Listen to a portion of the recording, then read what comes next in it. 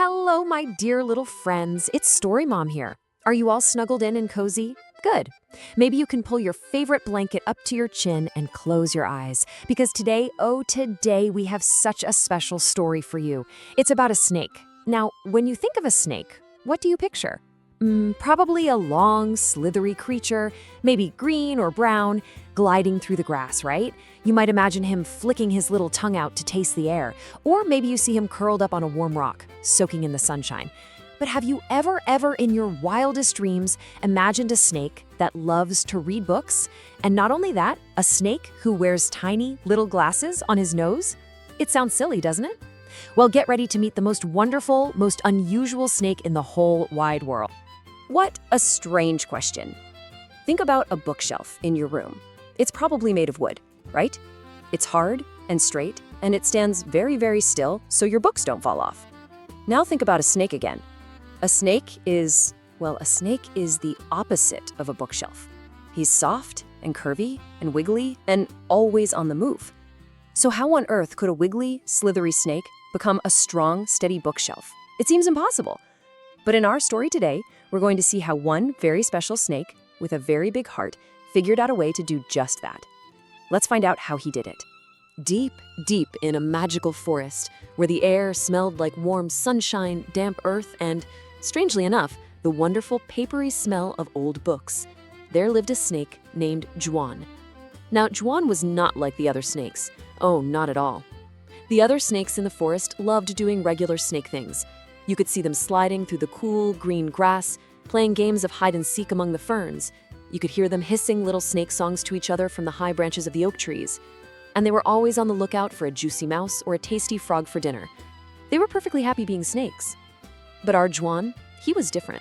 Yes, while the other snakes were happily stretched out on a big flat rock, letting the sun warm their scales, or coiled up on a sturdy branch for a lovely afternoon nap, Juan was busy with other things. You see, Juan didn't care so much for the warmth of the sun. He preferred the quiet whisper of a page turning. He didn't dream of chasing mice. He dreamed of adventures in faraway lands that he read about in his books. His very favorite thing to do was to find a quiet, shady spot under a mushroom, push his smart, round glasses up onto his little snake nose, and open a book. But he didn't just read the books. Oh no, he did something much more amazing. He would transform himself into a living, breathing, slithering bookstore for all of his friends in the forest. It was truly the most magical thing you have ever seen. Juan would take his long, smooth, green body and carefully bend it into a series of perfect little U-shapes, just like the shelves in a library. And on these shelves, on his back, he would line up all of his beautiful books. There were books with shiny red covers about brave knights and fire-breathing dragons. There were books with deep blue covers that told stories of sparkling mermaids and sunken treasure. And there were cheerful yellow books filled with funny rhymes and silly pictures.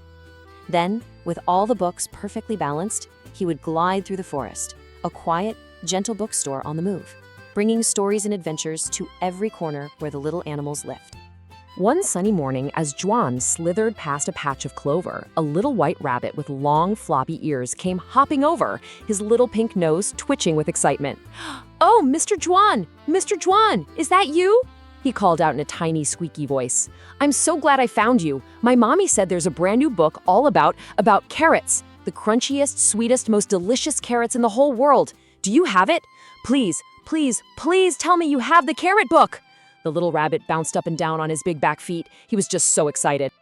A little while later, after the rabbit had happily hopped away with his new carrot book, a chubby little bear cub came waddling down the path.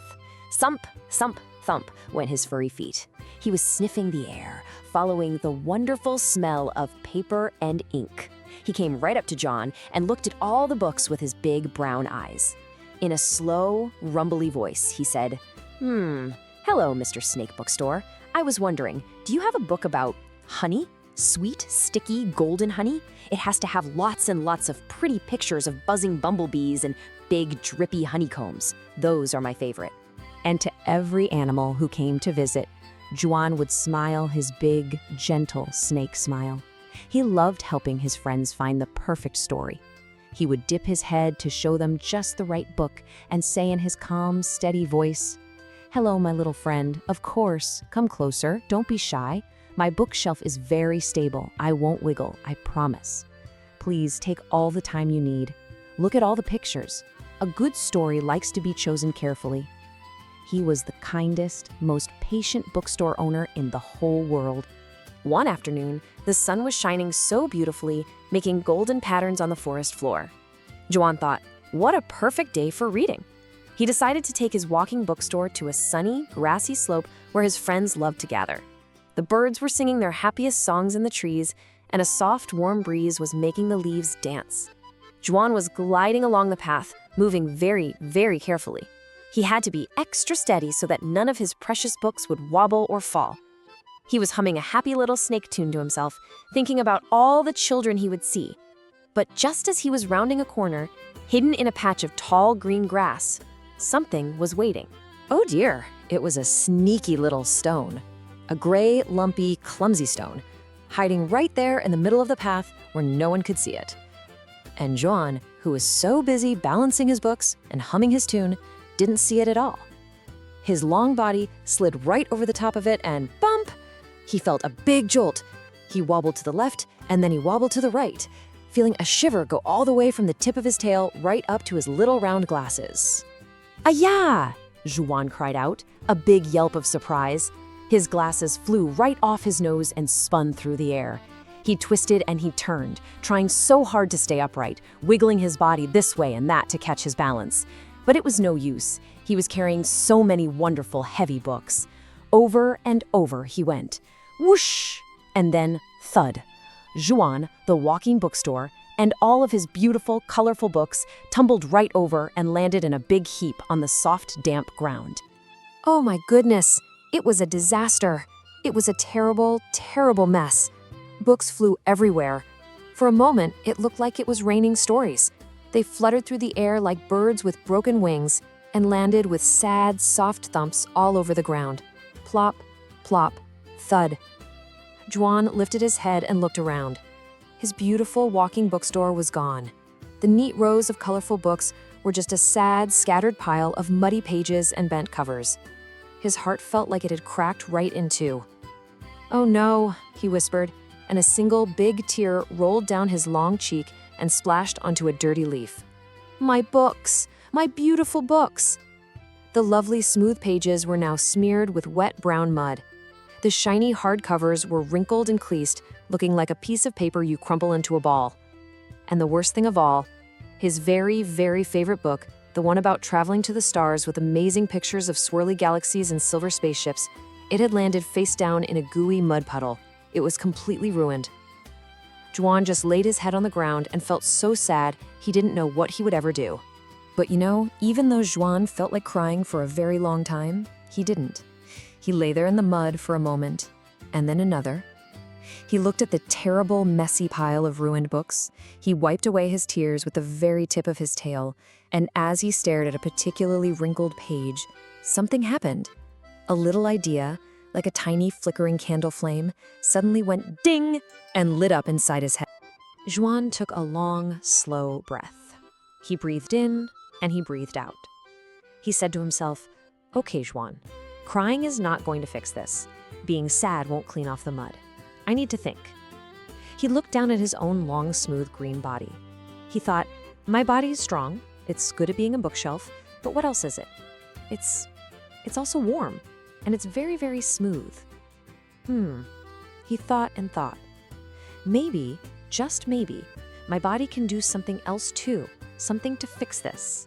And so, Juan decided to try his new idea. First, he very gently picked up one of the muddiest, most wrinkled books. Next, he began to wrap his long, smooth, warm body all the way around it.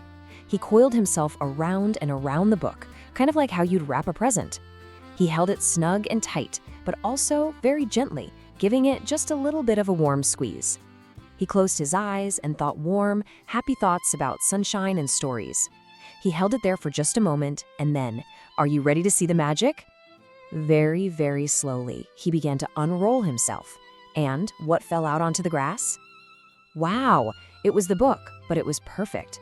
The pages that had been wrinkled and crumpled were now completely smooth and flat. The cover that had been covered in mud was now sparkling clean and shiny. The book looked brand new. It was like magic.